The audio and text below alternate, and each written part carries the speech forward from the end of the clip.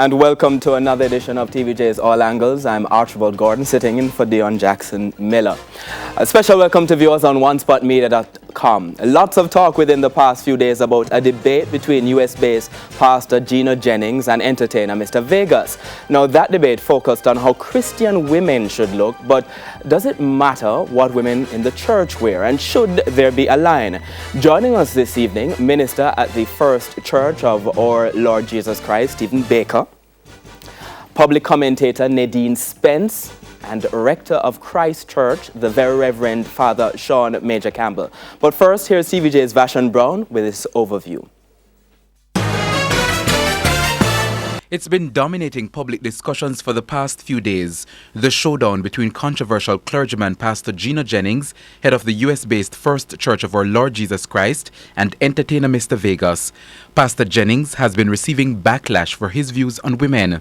You so-called Christian-looking whores. That's it. Jumping in some church, flapping your ankle chains around, all on the choir, breasts hanging out, lips all red, nails painted red, purple, blue, green, long like bird claws, all this fake hair, breast implants, toenails painted with little fake diamonds in it. Your toes ain't richer. You're nothing but a prostitute. The two were pretty much debating how Christian women should put themselves together. The debate took place at the YMCA in St. Andrew and also streamed live on YouTube. And in case y'all don't know what and where face painting comes from, it comes from your ancestors. We brought it from Africa. The pastor countered by arguing that his views have been misrepresented. We were dealing with the way women look. It's a look.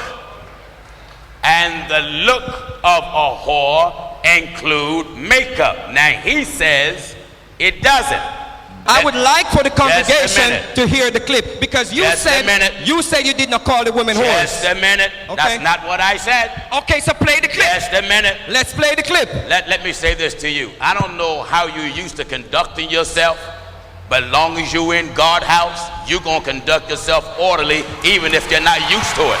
As the debate continued, things got more heated. You're going to answer the question. I'm dealing with makeup. Respectfully, Pastor. If you do something in vain, okay, let me answer you. Let me answer you. My mom wore nail polish. I want Bible. I don't want my mom. Because, you know what? I want Bible. Okay, I don't want your mama. Let me answer you. The Bible's more important than your mama. I'm going to give you Bible. I want Bible to justify makeup. Do you realize what this man is saying? Okay. This man is saying the Bible is older than a woman. Is that what that's what you believe? Wait a minute, I didn't understand. Give yourself a round of applause if you believe the Bible is older than a woman. Yes, it is. Let me prove it.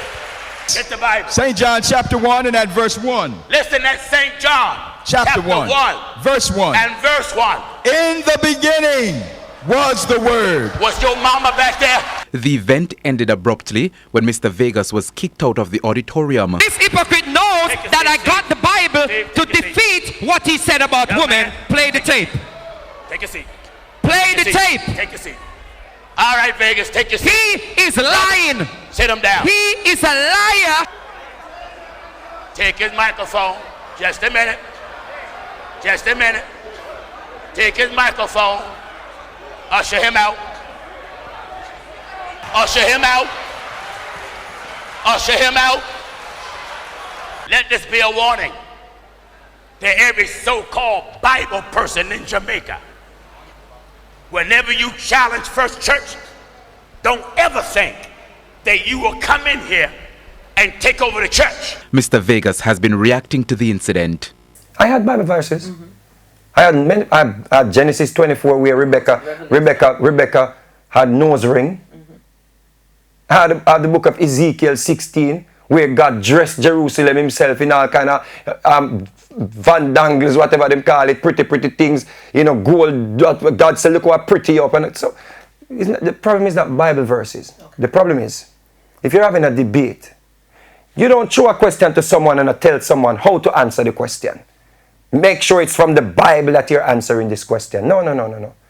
When I said to the audience, maybe you need to ask the pastor, who's the Lion of Judah?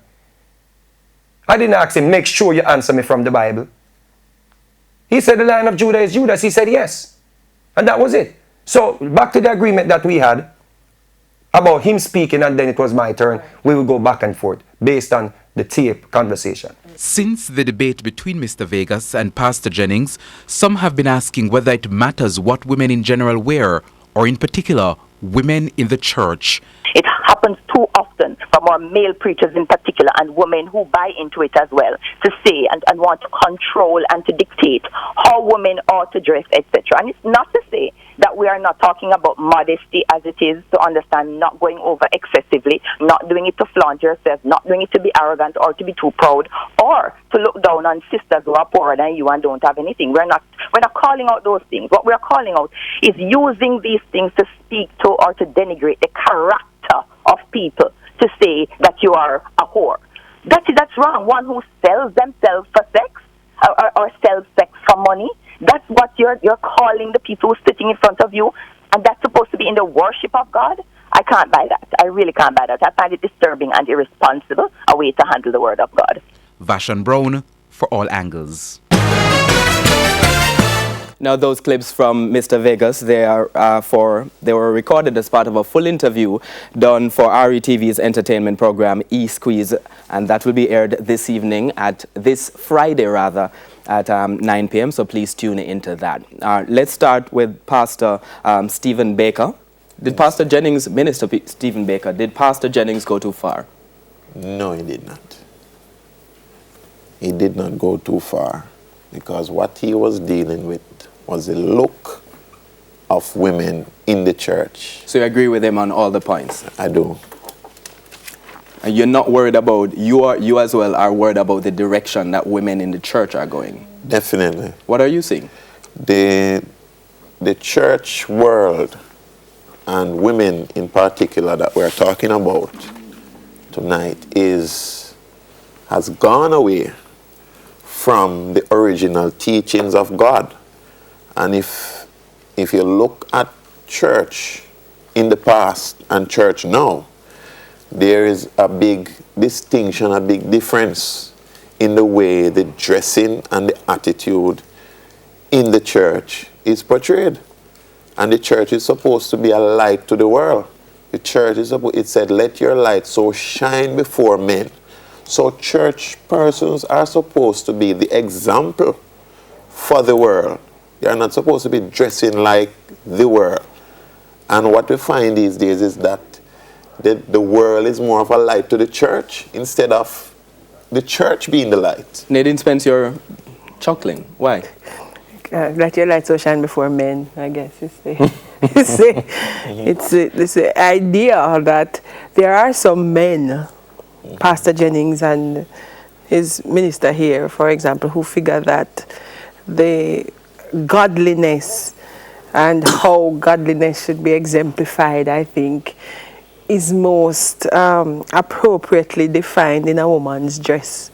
And so with all the things happening in the world and all of the particular things that a church should concern itself with, if it says it is concerned with how people are, it is a woman's dress, I think. It trivializes, I think, what Christianity says it is about.